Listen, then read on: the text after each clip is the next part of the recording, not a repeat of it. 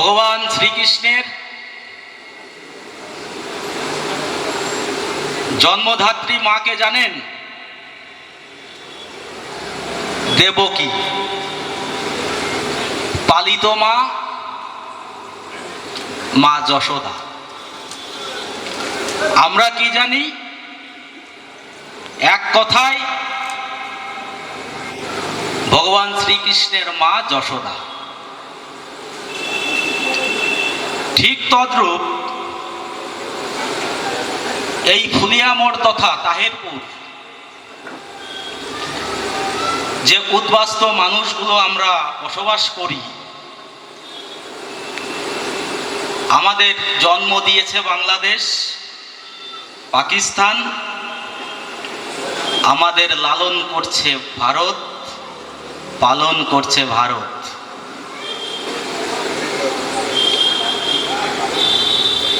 আর এই ভারতকে পুনরায় আবার ভাগ করার লক্ষ্যে বর্তমান রাজ্যের মুখ্যমন্ত্রী প্রধানমন্ত্রী হওয়ার লক্ষ্যে বাংলাদেশের স্লোগান, জয় বাংলার স্লোগান নিয়ে এই পশ্চিম বাংলাকে বাংলাদেশ করতে চাইছে। আমরা কখনোই এক বিন্দু রক্ত থাকতে এই পশ্চিম বাংলাকে বাংলাদেশ হতে দেব না। তাই বুক ঠুকে বলুন, ভারত মাতা কি, ভারত মাতা কি, জয় শ্রীরাম, জয় জয় শ্রীরাম। প্রধানমন্ত্রীর হাতটি শক্ত হবে, আর এই শক্ত হওয়া মানে প্রধানমন্ত্রী এই দেশের জন্য কাজ করতে পারবে। আপনারা এই রাজ্যটাকে যেভাবে শ্মশানে পরিণত করে রেখেছে এই শাসক দল, সেই জায়গা থেকে আমাদের বেরোতে হবে। আমাদের মাত্র 30টা আসন দিন, ভিক্ষা চাইছি এই জন্যই। এই চুরির বাংলা থেকে আপনাদের মুক্ত হতে হবে, চোর থেকে মুক্ত হতে হবে। আজকে এই বারাসাত অঞ্চলের ঘটনা একটি বলি, কারণ এই বারাসাত অঞ্চলে যে প্রধান এখন যে চেয়ারটায় বসে আছেন, ইনিও 50টা ঘর খেয়ে নিয়েছিলেন। তার প্রতিবাদ কে করেছিল? এই ভারতীয় জনতা পার্টি। এই সন্দেশখালীতে শেখ শাহজাহান বাদশাহ বলে একজন ছিল। রাতের অন্ধকারে মা বোনেদের ডেকে পিঠে খাওয়ার নাম করে পার্টি অফিসে ডেকে নিয়ে যেত এবং অশ্লীল কাজকর্ম করত। এই সব নেতারা কখনো মানুষের জমি দখল করেছে, কখনো ফেরি দখল করেছে, কখনো পুকুর দখল করেছে, কিন্তু আজকে কোথায়? সেখানকার মা বোনেরা লাঠি ঝাঁটা নিয়ে উঠেছিল, প্রতিবাদ করেছিল। প্রতিবাদ করার ফলে আজকে এই শেখ শাহজাহান জেলে বসছে। আরো অনেক শেখ শাহজাহান আছে বাংলায়, দেখবেন অনেক শেখ শাহজাহানই ধরা পড়বে। আপনারা এই শিক্ষা ক্ষেত্রটা দেখুন, যে শিক্ষা ক্ষেত্রে ভুরি ভুরি চুরি, 25,000 শিক্ষক নিয়োগ করেছিল, সেই নিয়োগ বাতিল করেছে। কেন বাতিল করেছে? এই শিক্ষক দুর্নীতি। কিরকম দুর্নীতি? এটা আপনাদের প্রশ্ন হয় না? প্রশ্ন করতে হবে তো সাধারণ জনগণের, কেন এরকম দুর্নীতি হবে? 25,000 ছেলে মেয়ের মধ্যে প্রায় 5,000 ছেলে মেয়ে সাদা কাগজে পাশ করেছিল। ইউনিভার্সিটিতে কোনো নাম নেই, কিন্তু নাম উঠিয়ে দিয়েছিল। এটাই হচ্ছে শাসক দলের দুর্নীতি। টাকা কত খেয়েছিল? যে ছেলেটার নাম নেই সেই ছেলেটার কাছ থেকে টাকা কত খেয়েছিল প্রশ্ন করবেন না? 15 থেকে 20 লাখ টাকা করে খেয়েছিল এই শাসক দল। আজকে এই কোর্টের রায়ে এই 25,000 ছেলে মেয়ের চাকরি চলে গেছে। যোগ্য অযোগ্য দেখেনি, 25,000 ছেলে মেয়েরই গেছে। কিন্তু আমরা ভারতীয় জনতা পার্টি করি, আমরা চাইবো যে যোগ্য তার যোগ্য সম্মানটুকু দেওয়া হোক। আমাদের ভারতবর্ষের প্রধানমন্ত্রী তিনি বলে গেছেন যে যে যোগ্য তার চাকরি অবশ্যই হবে, কেউ ঠেকাতে পারবে না। আমরা এই আশাটুকুই বাদবাদী, আমরা সততার পথিক। নাকি দুর্নীতির বিপক্ষে যাবেন? আপনারা জানেন যে 14 লোকসভা নির্বাচনের পর থেকে কেন্দ্রে নরেন্দ্র দামোদর দাস মোদীর নেতৃত্বে যেভাবে সমগ্র ভারতবর্ষ জুড়ে উন্নয়নের কর্মযজ্ঞ চলছে, তাতে আমরা পশ্চিমবঙ্গের মানুষও সামিল হয়েছি। আপনারা জানেন, বিশেষ করে যেহেতু আমি পশ্চিমবঙ্গে দাঁড়িয়ে কথা বলছি, যে কথা না বললেই নয়, এই পশ্চিমবঙ্গের রাজনীতির ইতিহাসে যে 34 বছরের কালো দিন, এই 34 বছরের সিপিআইএম নামক যে জগদ্দল পাথর, সেই পাথরটাকে উৎখাত করবার জন্য এই পশ্চিমবঙ্গের সাধারণ মানুষ আমরা স্বপ্ন দেখেছিলাম। বিশেষ করে এ রাজ্যের যুব সমাজ আমরা স্বপ্ন দেখেছিলাম যে আমরা আমাদের মেধার ভিত্তিতে আমরা চাকরি পাব। একটি কথা মাথায় রাখবেন, বীরভূমের সভাপতি অনুব্রত মণ্ডল কখনো ঢাক বাজিয়েছে, কখনো চড়াম চড়াম করেছে, কখনো গুড় বাতাসা দিয়েছে। কিন্তু একটি কথা মাথায় রাখবেন বন্ধু, এই অনুব্রত মণ্ডলের মতো সার যদি আমরা শায়েস্তা করতে পারি, আপনার ছেলে মেয়েদের মজবুত করুন, লড়াকু বানান। আমাদের লড়াই করতে হবে কাদের সাথে? হিন্দুদের সাথে। এইরকম যদি পশ্চিমবঙ্গে যদি হয়ে থাকে, আগামী দিনে আপনারা কোথায় যাবেন?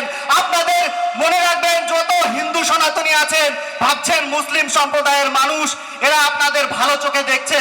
আদৌ না দাদা, আমরা সব সময় মনে করি যে অন্যায় করবে তার শাস্তি হবে, কিন্তু প্রত্যেকটা ইসলাম ধর্মের প্রত্যেকটা মানুষকে, ছোট বাচ্চাদেরকে শেখানো হচ্ছে লড়াই করতে হলে হিন্দুদের সাথে করতে হবে। এটা দেখে আমার চোখে জল আসছে। এটা ভারতবর্ষ, যেখানে হিন্দুরা এখনো চুপ আছে, যে রাজ্যের মুখ্যমন্ত্রী এখনো চুপ আছে। এই বক্তব্য শুনে এখনো পর্যন্ত কেন ওর কাকাকে গ্রেফতার করা হলো না? আর আজকে যদি আমরা কখনো এই নীতি আদর্শে চলতাম, তখন হয়তো আমাদের বলতো যে তোমরা হচ্ছে সাম্প্রদায়িক সাম্প্রদায়িক সাম্প্রদায়িক। কিন্তু আমরা সাম্প্রদায়িক না। আমাদের মোদিজির একটাই কথা, সবকা সাথ সবকা বিকাশ সবকা বিশ্বাস। এটা নিয়ে আমাদের নীতি আদর্শকে নিয়ে আমরা চলি, সব প্রত্যেকটা মানুষের কথা মাথায় রেখে চলি। তার জন্যই আমরা এই ভারতবর্ষ থেকে 3 তালাক ওঠাতে পেরেছি, কাশ্মীর থেকে 370 ধারা আমরা তুলে দিতে পেরেছি। কাদের কথা মাথায় রেখে? যেখানে হিন্দুরা সবসময় মুসলিমদের সাপোর্ট করছে। আপনারা পাকিস্তানে চলে যান, সেখানে 30% হিন্দুর থেকে এখন 1%-এ দাঁড়িয়েছে। আপনারা বাংলাদেশে চলে যান, যেখানে 35% হিন্দু থেকে এখন 14%-এ দাঁড়িয়েছে। আগামী দিনে এই পশ্চিমবঙ্গ এক সময় মনে রাখবেন, এরা আস্তে আস্তে গ্রাস করছে। যাদের আপনাদের বুঝতে দেবেন না, ওরা জানে সময় সুযোগের অপেক্ষায় রয়েছে।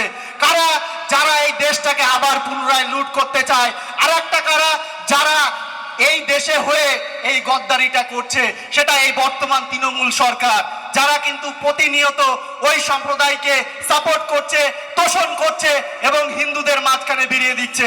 আজকে যদি একটা হিন্দুর ঘরের যদি বোন হতো, মা হতো, যদি আজকে কোনো হিন্দু যদি ওরকম অবস্থায় পড়তো, সন্দেশকালীর মতন যদি কোনো একটা মুসলিমের যদি কোনো বোন হতো, এতদিন তোলপাড় পড়ে যেত।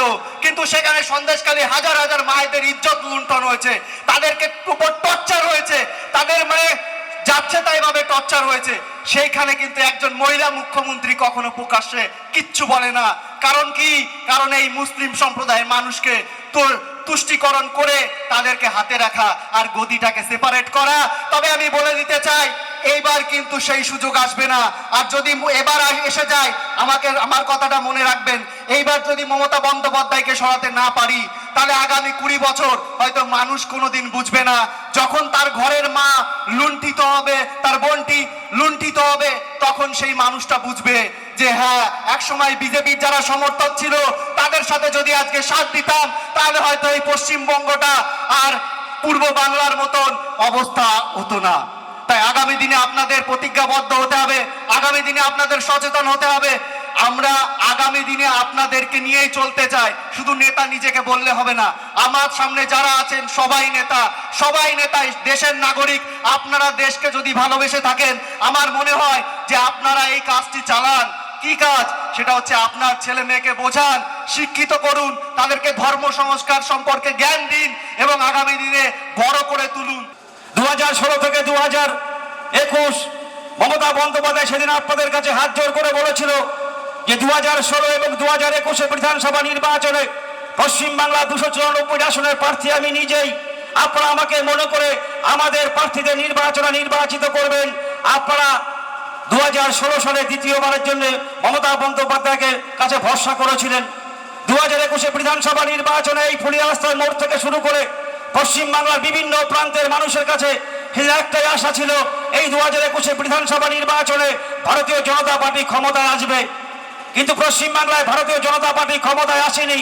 খুন, সন্ত্রাস, রিগিংয়ের মাধ্যমে তৃতীয়বারের জন্য মুখ্যমন্ত্রী মমতা বন্দ্যোপাধ্যায় পশ্চিমবাংলায় ক্ষমতায় এলেও নন্দীগ্রামের কৃষকরা, নন্দীগ্রামের সাধারণ মানুষ শুভেন্দু অধিকারীকে জয়লাভ করে মমতা বন্দ্যোপাধ্যায়কে কম্পার্টমেন্টাল মুখ্যমন্ত্রী হিসাবে দাঁড় করিয়ে দিয়েছিল। কৃষ্ণনগরে আপনারা জানেন পোস্ট অফিসে সমস্ত আয়ুষ্মান প্রকল্প কার্ডগুলো আগুনে পুড়িয়ে ফেলা হলো। তার কারণ ভারতবর্ষের প্রধানমন্ত্রী নরেন্দ্র মোদীর ছবি ছিল। ভারতবর্ষের প্রধানমন্ত্রীর সমস্ত প্রকল্প তৃণমূল কংগ্রেসের হারমাদ বাহিনীরা নকল করে চুরি করে খেয়েছে। পঞ্চায়েত থেকে শুরু করে সমস্ত কিছু, শিক্ষা থেকে শুরু করে একটার পর একটা প্রকল্প মানুষের কাছে না পৌঁছে চুরি করে খেয়েছে। আবাস যোজনা সমস্ত কিছু চুরি করে খেয়েছে। কিন্তু প্রধানমন্ত্রীর যে প্রকল্প ছিল আয়ুষ্মান প্রকল্প, প্রধানমন্ত্রীর ছবি লাগানো ছিল। আর এই 5 লক্ষ টাকা তারাই পাবে, তাদের অ্যাকাউন্টেই পৌঁছবে যাদের পরিবারে অসুস্থ থাকবে। তাই প্রধানমন্ত্রীর প্রকল্প চালু করা যাবে না, কারণ চুরি করে খাওয়া যাবে না। তাই প্রধানমন্ত্রীর প্রকল্পকে বন্ধ করতে হবে। আরে ভাই, প্রধানমন্ত্রী প্রকল্প কদিন বন্ধ করে রাখবে? 2024 লোকসভা নির্বাচন আগামী 13 তারিখ ভারতবর্ষের প্রধানমন্ত্রী হবেন নরেন্দ্র মোদীজি। রানাঘাট লোকসভা নির্বাচনে জয়লাভ করবেন জগন্নাথ সরকার। এটা আমরা এখানে দাঁড়িয়ে গর্বের সঙ্গে বলতে পারি। 24 লোকসভা নির্বাচনে সমস্ত বুথে কেন্দ্রীয় বাহিনী থাকবে। আগামী 13 তারিখ সকাল সকাল পদ্মফুল চিহ্নে ভোটটা দিয়ে বিপুল ভোটে জয়যুক্ত করবেন জগন্নাথ সরকারকে দ্বিতীয়বারের জন্য। বাংলাদেশের স্লোগান আমাদের ধার করে সেই স্লোগান আমাদের ব্যবহার করতে হবে। তাই এখানে ওপার বাংলা থেকে যে সমস্ত দাদা এবং ভাই, মা এবং বোনেরা এসেছেন,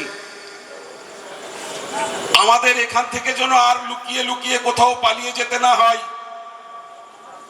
তার জন্য আপনাদের ভিড়টা শক্ত এবং পোক্ত করুন।